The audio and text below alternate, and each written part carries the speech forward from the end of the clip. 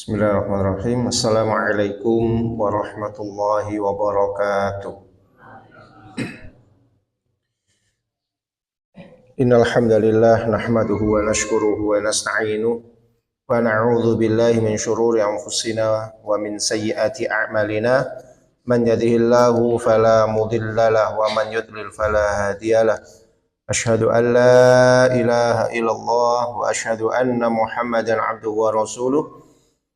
Allahumma salli wa sallim wa barik ala nabiyyina Muhammadin wa ala alihi wa sahbihi wa man tabi'ahum bi ihsanin ila yaumiddin. Allahumma inna nas'aluka ilman nafi'a wa na'udzu bika min ilmin la yanfa'. Allahumma arhamna bil Qur'an waj'alhu lana imama wa nura wa hudan wa rahmah. Allahumma arzuqna tilawatahu ana al-lail wa atrafan nahar. Bapak Ibu para hadirin jamaah yang dirahmati Allah Subhanahu wa taala, alhamdulillah kita bersyukur kepada Allah Subhanahu wa taala di malam hari ini kita kembali dipertemukan oleh Allah dalam rangkaian Thalabul Ilmi, dan saat ini kita membahas tafsir Al-Quran surah Al-Baqarah ayat 238 dan 239. Seperti biasanya, mari kita baca ayatnya terlebih dahulu, baru kemudian kita baca terjemah dan tafsirnya. A'udzu billahi minasy syaithanir rajim.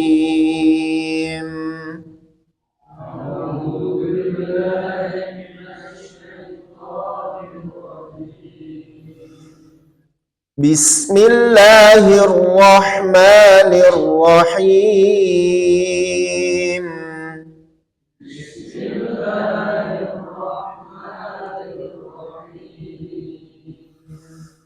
Hafidhu 'alas salawati was salatil wusta wa qumu lillahi qanitin. Hafidhu 'alas salawati was salatil wusta wa qumu lillahi qanitin. Fa in khiftum farijalan aw rukbana.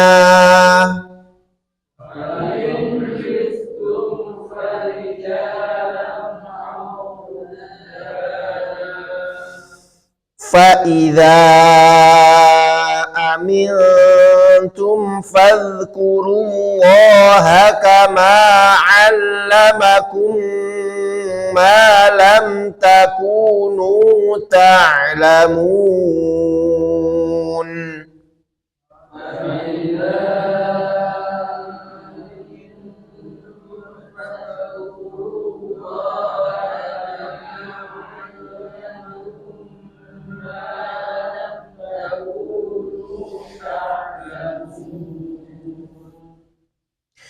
Hafidhu 'ala salawati was salatil wusta.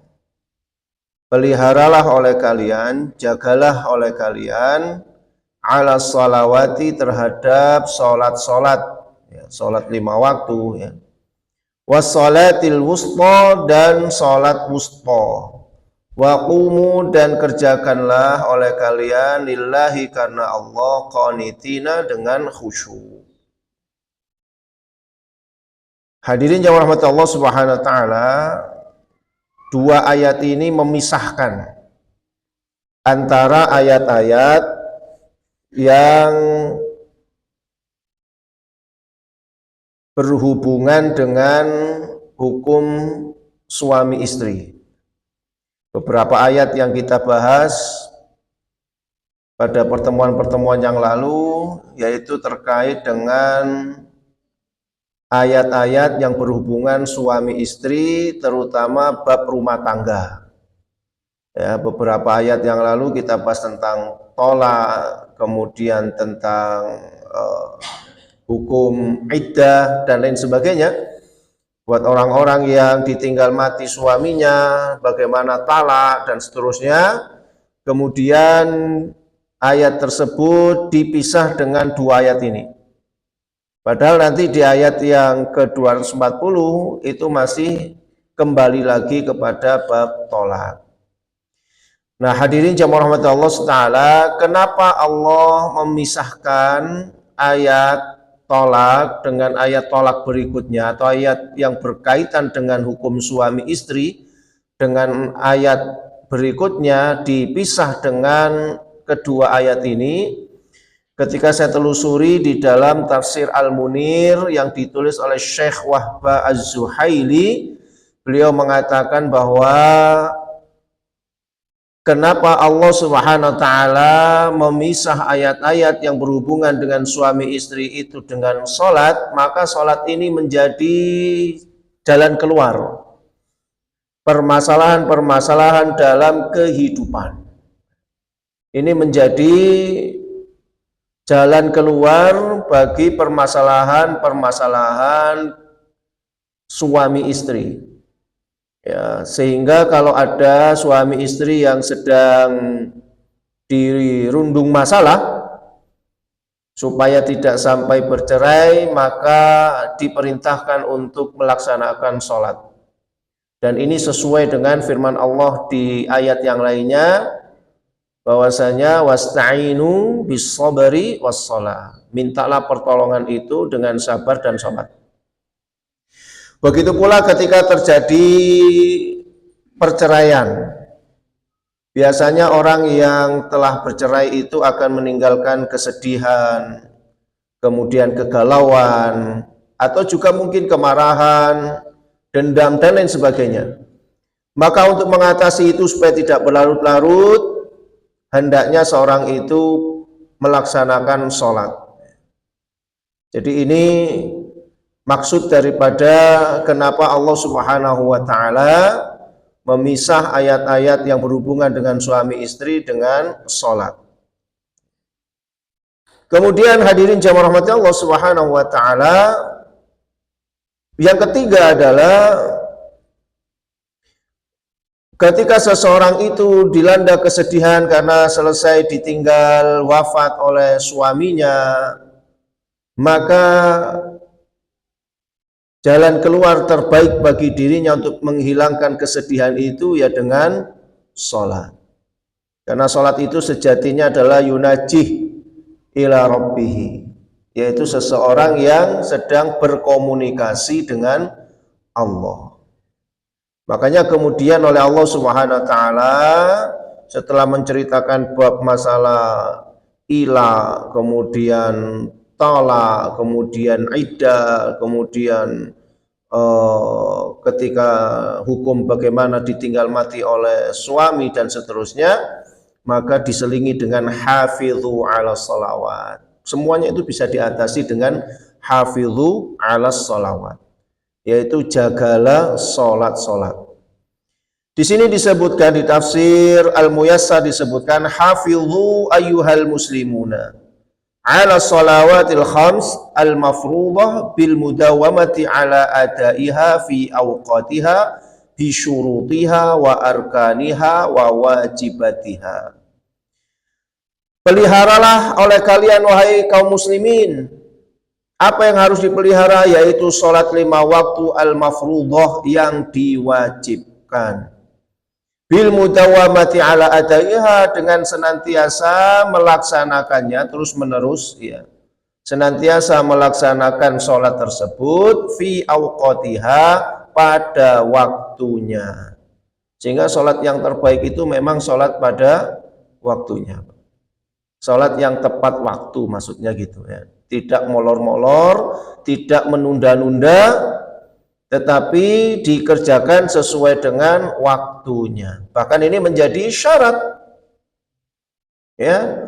Syarat sahnya sholat itu salah satunya adalah mengetahui dukhulul waktu, mengetahui masuknya waktu sholat. Sehingga sholat itu tidak akan diterima oleh Allah SWT apabila waktunya tidak sesuai atau belum masuk waktu kemudian sudah dilaksanakan. Sholat zuhur misalnya, yang seharusnya jam 11:30 ya, masih kurang 10 menit terus mendirikan sholat zuhur, maka ini sholatnya tidak sah.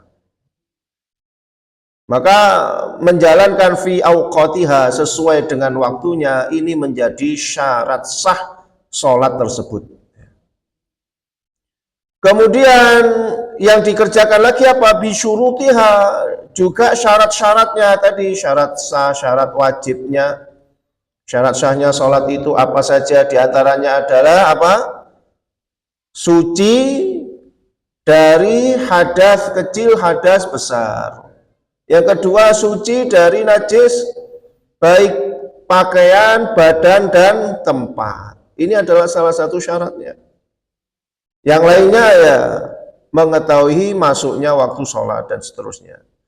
Maka syarat-syarat ini juga harus dikerjakan. Itu namanya hafidh. Itu namanya menjaga atau memelihara sholat. Itulah sholat yang baik. Ya, sholat dikerjakan pada waktunya, dipenuhi syarat-syaratnya, wa arkaniha, dan juga rukun-rukunnya, wa wajibatiha, dan wajib-wajibnya, hukum wajibnya dan seterusnya. Ini juga harus dipenuhi. Kalau kita lihat di dalam tafsir yang lain, tafsir As-Sa'di disebutkan di sini, ya'muru ta'ala bil muhafadzati ala sholawati umuman. Allah Subhanahu wa taala memerintahkan untuk menjaga sholat secara umum. Semua sholat. Ya, maksudnya di sini ya sholat 5 waktu itu. Yang diperintahkan oleh Allah untuk dijaga itu adalah sholat 5 waktu. Wa ala shalawatil wusta wa hiyal asru khususon. Dan terutama adalah sholat wusta, sholat pertengahan.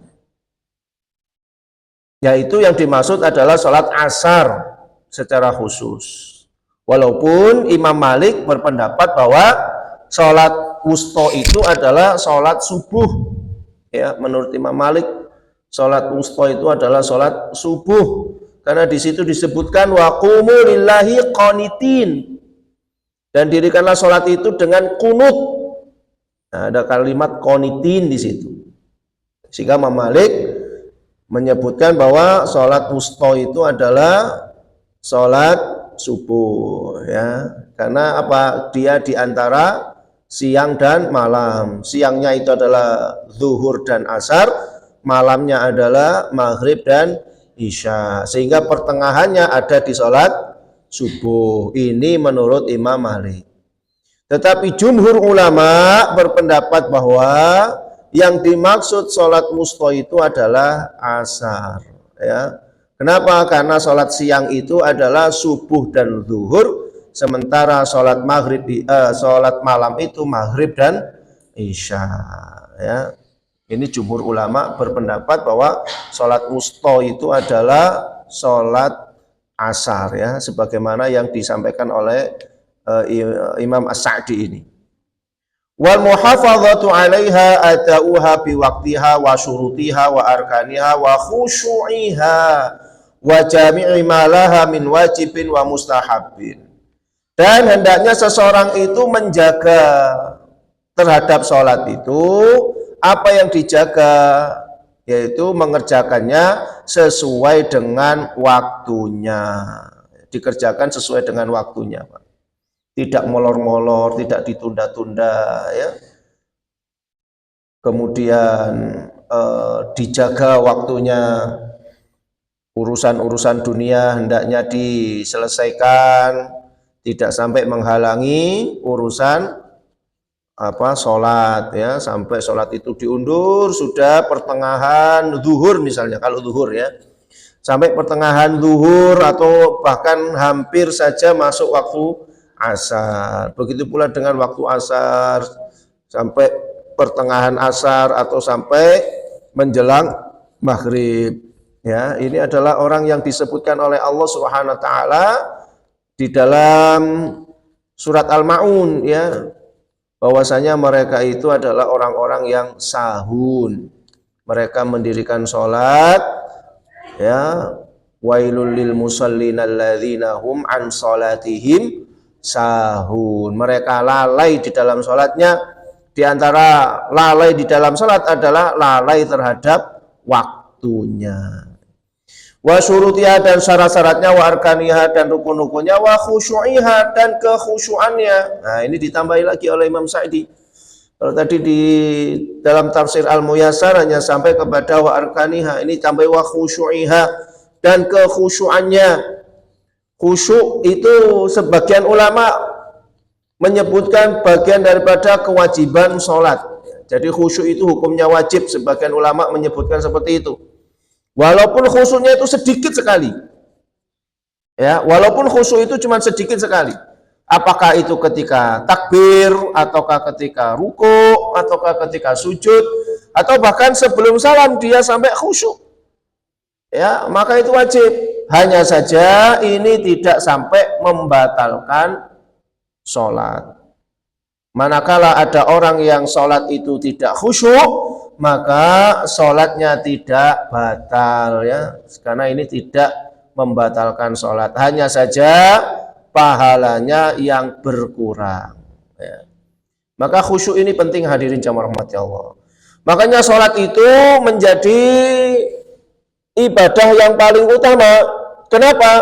Karena di dalam sholat ini terkumpul seluruhnya, baik ibadah qauliyah, ibadah fi'liyah, bahkan ibadah qalbiyah, itu masuk semuanya di dalam sholat ini, Pak. Qauliyah karena ada bacaan-bacaannya, ya, kita baca Al-Fatihah, baca doa ruku, doa sujud, ya, dan seterusnya. Ada takbir. Kemudian ini juga fi'liyah, ibadah fi'liyah karena ada gerakan-gerakannya, ada mengangkat tangan, ada ruku, ada sujud, ya, dan seterusnya. Juga ibadah qalbiyah, ibadah urusan hati karena ada unsur kekhusyuan di dalamnya. Sehingga sholat ini terkumpul seluruhnya, baik itu syariatnya, hakikatnya, ma'rifatnya, masuk semuanya dalam sholat itu.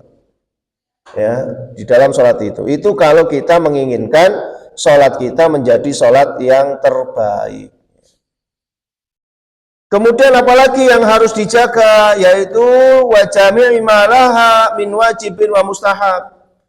Yang wajib-wajib juga dijaga, yang sunnah-sunnah di dalam sholat itu juga dijaga, dikerjakan semuanya.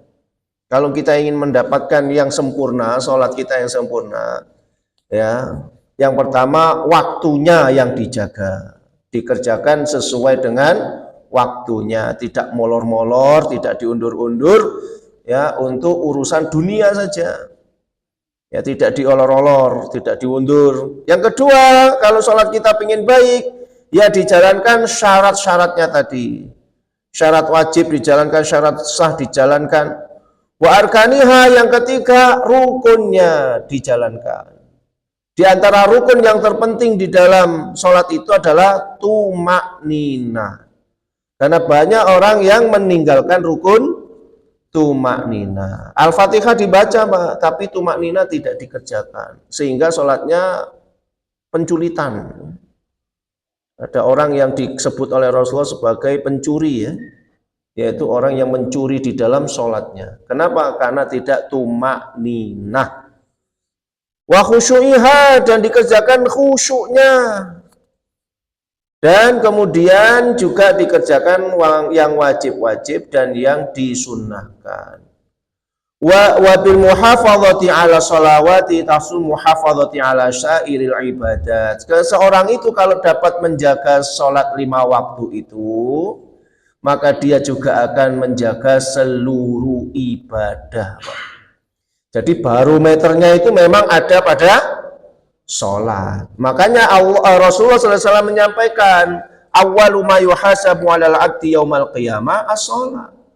Yang pertama kali dihisab oleh Allah itu untuk seorang hamba adalah sholat, karena sholat itu menjadi barometer. Kalau sholatnya saja sudah keteteran, otomatis ibadah yang lainnya juga pasti keteteran. Ya, makanya yang pertama kali itu diperbaiki sholat dulu. Sampai perintah untuk ibadah, memerintahkan kepada keluarga tentang ibadah itu yang diperintahkan sholat terlebih dahulu. Wa'mur ahlaka bisolati wastabir 'alaiha. Ya, perintahkan kepada keluargamu itu untuk melaksanakan sholat dan bersabar. Ketika memerintahkan kepada mereka sholat itu ya sabar memang. Karena memang sholat ini yang menjadi barometer, sehingga memerintahkan kepada keluarga itu perlu kesabaran. Mungkin kalau memerintahkan puasa masih mudah, tapi memerintahkan sholat itu yang sungguh butuh effort, ya, butuh apa ya, usaha yang maksimal, ya, seperti itu. Kadang di kongkon sholat kita tinggal gak sholat, atau kadang-kadang ya sholat tapi gak baca apa-apa, jengkulitan toh. Ya, itu memang butuh apa, usaha yang keras, ya. Tapi kalau orang itu bisa menjaga sholatnya, maka dapat menjaga seluruh ibadahnya. Insya Allah ibadahnya akan ikut. Kemudian kalau orang itu bisa menjaga sholatnya dengan baik, syaratnya tadi menjaga sholat itu tidak hanya sekedar mengerjakan, tapi menjaga itu yang jaga waktunya, jaga syaratnya, rukun-rukunnya, khusyuknya, wajib dan sunnahnya dikerjakan semuanya, maka watufidun nahi anil fasya wal munkar, dapat bermanfaat, dapat berfaedah untuk mencegah fahsya dan mungkar. Sehingga kalau ada orang itu ya sholat tapi kok masih berbuat kemungkaran, ya sholat kok masih berbuat maksiat yang besar. Kalau maksiat kecil itu wajar, Pak, manusia tidak akan bisa melewati yang demikian itu, karena manusia ini memang tempatnya salah. Tapi kalau ada orang wis sholat tapi kok melakukan kemaksiatan yang besar, maka boleh jadi sholatnya memang belum hafidhu tadi itu, belum betul-betul dijaga. Ya sholat hanya sekedar gugur kewajiban, sehingga tidak ada asar dalam dirinya. Asarnya sholat itu tidak ada, labete atau bekasnya sholat itu tidak ada akhirnya. Kenapa? Karena dia kerjakan dengan seremonial saja, sekedar seremonial. Wis pokoknya ono takbir, ono ruku, ono sujud, ono salam, selesai. Sehingga tidak ada membekas sama sekali, pelajarannya nggak ada. Makanya di sini disebutkan ada kekhusyuannya, sehingga kalau orang itu melaksanakan khusyuk, ya, maka dia akan mendapatkan manfaatnya. Di antara manfaatnya adalah an-nahi anil fasya, yaitu dapat mencegah seseorang dari perbuatan keji dan kemungkaran. Khususan idza akmaluha kama umira, yaitu bisa dikerjakan kalau disempurnakan sebagaimana yang diperintahkan. Jadi mengerjakannya harus sempurna sesuai yang diperintahkan. Biqaulihi, sebagaimana Allah Subhanahu wa taala berfirman, wa qumu lillahi qanitin, dan dirikanlah salat itu karena Allah, qanitina, ya, dan dengan khusyuk. Ai dzalilina, dzalil artinya adalah merendah. Jadi salat itu kalau kita menghadap Allah itu merendah, jangan sombong. Jadi salat sombong, meranggap bahwa diri saya adalah yang paling nyunah misalnya. Ini belum udah sombong. Ya, harusnya dalil, tunduk, ya, menundukkan diri kita, tinggalkan semua yang namanya atribut itu, ditinggalkan atribut dunia maksudnya. Ya, atribut dunia itu sudah kita tinggalkan semuanya. Apakah kita dikenal orang seperti ini, seperti ini, seperti ini, tinggalkan semuanya di hadapan Allah. Kita ini tidak ada apa-apanya. Itu namanya qanitin, zalil, ya. Jadi kita menghinakan diri di hadapan Allah Subhanahu wa taala, khasyi'ina, terkhusyuk kepada Allah, ya. Khusyuk. Fa fil amru bil qiyam wal qunut wan nahi 'anil kalam. Dan disinilah terdapat perintah untuk melaksanakan sholat itu bil qiyam, dengan berdiri, Pak. Jadi hukum asalnya sholat itu dilaksanakan dengan berdiri. Kalau nggak sanggup berdiri, baru boleh memilih apakah mau duduk, mau baring, ataukah mau terlentang dan lain sebagainya. Ya. Tapi hukum asalnya berdiri. Selama orang itu masih kuat berdiri, ya berdiri. Atau selama masih bisa berdiri, ya berdiri. Ya. Tapi kalau memang tidak memungkinkan misalnya di kendaraan sehingga tidak memungkinkan berdiri, ya boleh memilih ya rukhsahnya, yaitu boleh dengan duduk. Kemudian wal kunut, dan kunut. Kunut itu artinya berdiri lama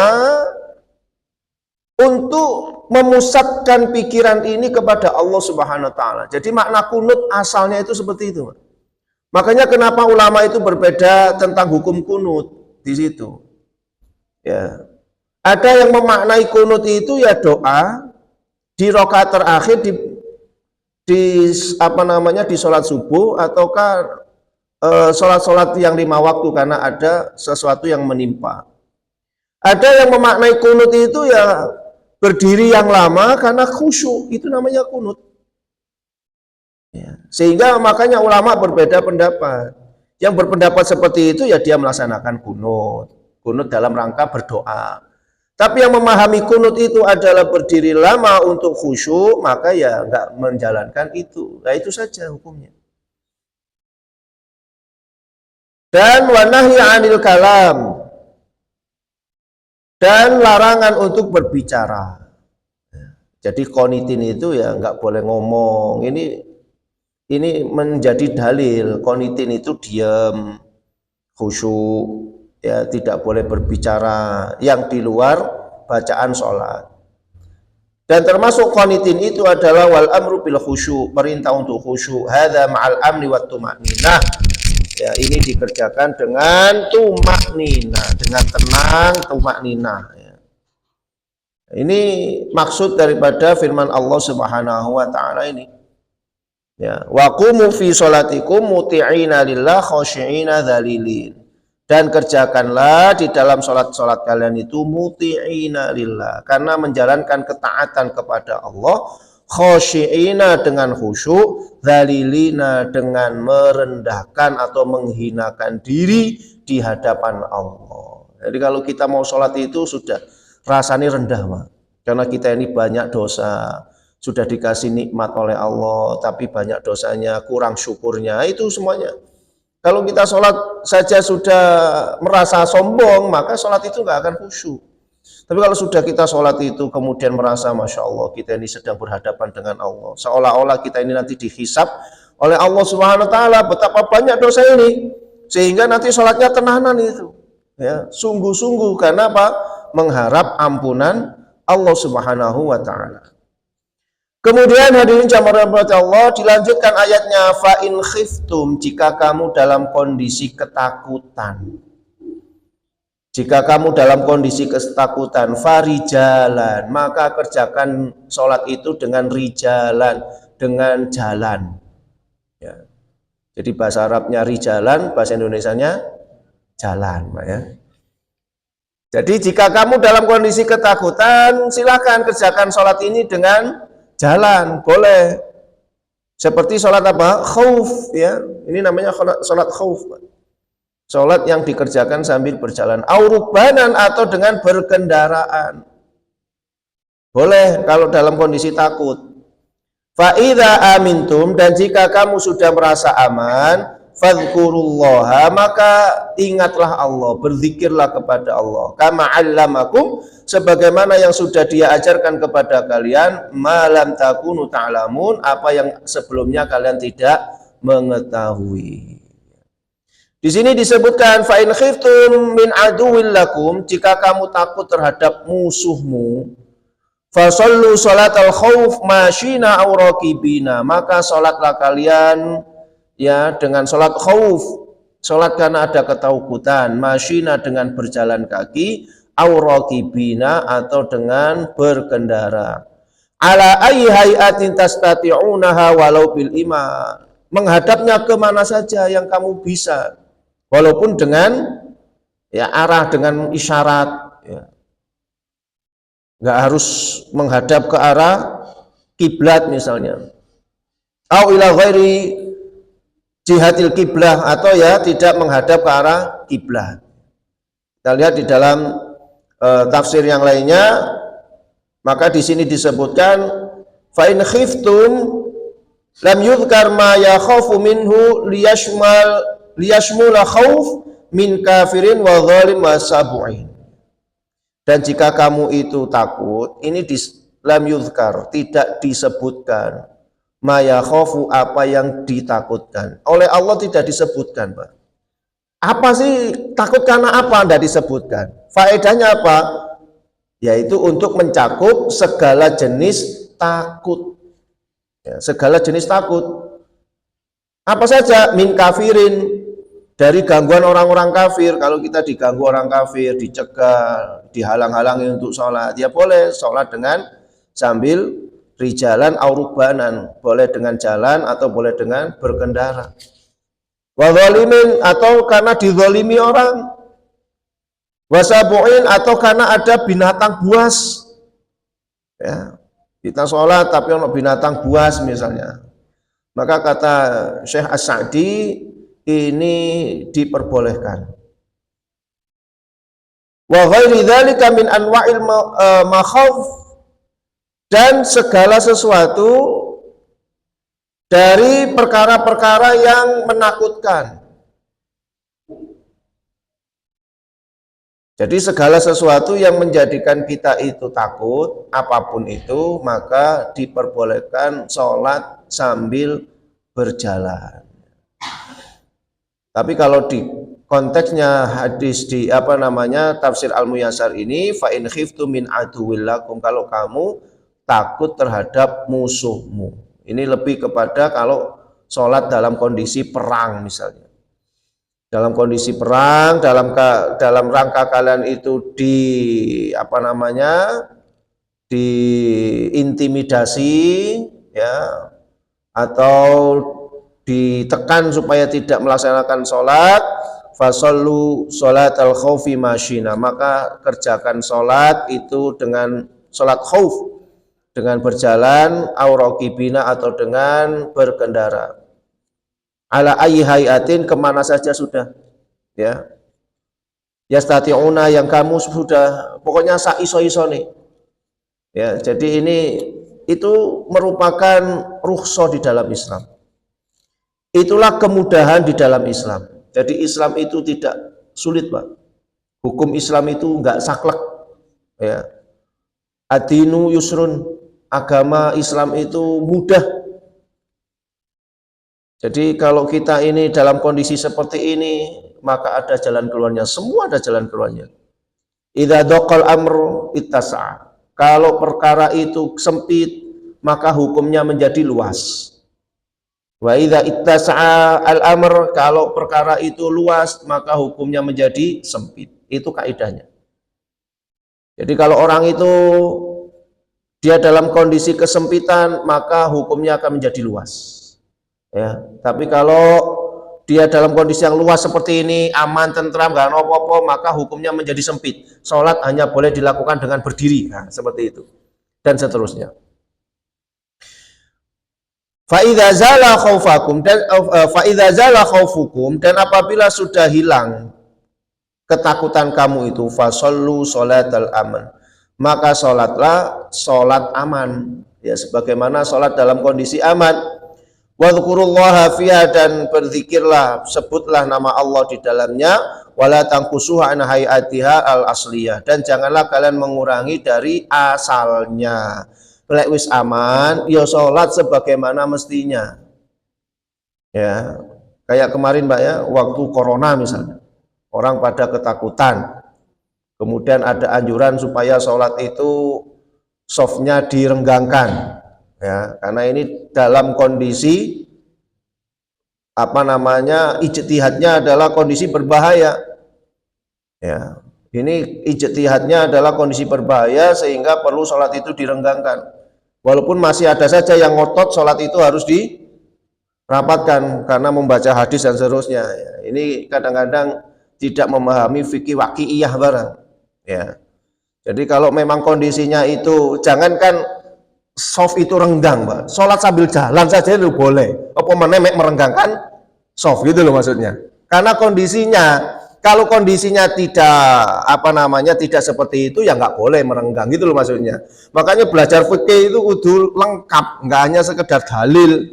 ketemu dalil terus dalil itu ya enggak. Ya, karena dalil itu seperti bumbu, harus diracik dulu dengan kaidah-kaidah dan seterusnya, gitu loh.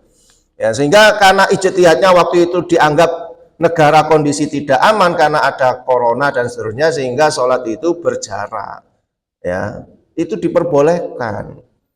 Nanti kalau sudah aman, yo balik meneh. Ojo kemudian keterusan, wah enak tiba no berjarak itu. Terus berjarak terus ya enggak gitu. Atau dulu boleh sholat di rumah misalnya ya. MUI mengumumkan fatwa bahwa karena musimnya corona maka diperbolehkan laki-laki sholat di rumah. Terus sholat di rumah terus ketuwuan. Ya. Kenapa? Karena wis kadung lama sholat di rumah, begitu coronanya hilang, terus sholat di rumah ya enggak gitu. Maksudnya kalau sudah zala khaufukum, kalau yang kalian takutkan itu sudah selesai, maka fasollu sholatal aman, maka sholatlah seperti biasanya, sholat kembali, softnya rapat lagi, ya gitu saja sudah. Ya, nggak usah kemudian dihubung-hubungkan, wah iki melok iki ya misalnya, ya memang itu kondisinya kok. Ya, itu kondisinya tidak aman, ya boleh-boleh saja. Jangankan hanya merenggangkan soft. Wong itu jenengan renggang soft itu loh nggak membatalkan sholat. Misalnya jenengan itu softnya gak lurus ya gak batal sholatnya. Wong tidak sampai membatalkan sholat gitu loh ya. Apalagi merenggangkan, tapi dalam kondisi tertentu. Maka di sini disebutkan, dan jangan mengurangi kalau sudah selesai ketakutannya. Washkurulahu ala ma'allamakum min umuril ibadat wal ahkam malam takunu ala ilmin bihi, dan bersyukurlah kepada Allah atas apa yang telah diajarkan kepada kalian terkait perkara-perkara ibadat ya kayak gini nih diajarkan kita ini. Wedi ini carane, nah gitu ya sama Allah. Wal ahkam, dan hukum-hukum malam takunu ala ilmin bihi, yang kamu tidak punya ilmu sebelumnya itu. Nah, ini kita disuruh bersyukur kepada Allah Subhanahu wa taala. Inilah hadirin jamaah rahmati Allah, dua ayat yang kita pelajari di malam hari ini mudah-mudahan bermanfaat. Masuk di dalamnya ada ilmu ya di dalamnya ya, yaitu bagaimana kalau sholat dalam kondisi ketakutan ya, dalam kondisi takut itu ya macam-macam tadi kata Imam As-Sa'di. Demikian mudah-mudahan bermanfaat. Kita akhiri dengan doa kafaratul majlis. Subhanakallahumma wa bihamdika asyhadu an la ilaha illa anta astaghfiruka wa atubu ilaik. Wal afa minkum nasrun minallah wa fathun qarib wa basyiril mu'minin. Assalamualaikum warahmatullahi wabarakatuh.